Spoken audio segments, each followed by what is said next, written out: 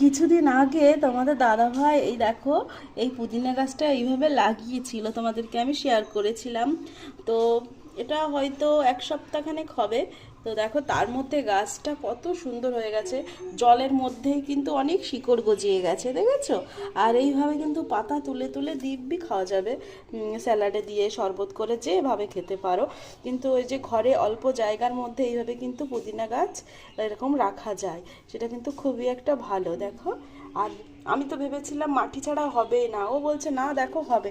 আর জলটা একটু কমে গেছে, কিন্তু জলটা একটু মাঝে মধ্যে দিতে হয়, আমরা তারপরে আর একবারও জল দিইনি। তো বাড়িতে ছিলাম না বলে তো এসে দেখি এইভাবেই গাছটা কত সুন্দর নতুন নতুন দেখো পাতা গজিয়েছে। আর এখনও কিন্তু এখনও পর্যন্ত তোলা হয়নি, তো আজকেই তুলবো ভাবছি, ওই জন্য তোমাদের সঙ্গে ভিডিওটা একটু শেয়ার করলাম। যারা যারা করতে চাও তারা কিন্তু আজই করে নিও, এটা কিন্তু খুব সুন্দর একটা পদ্ধতি।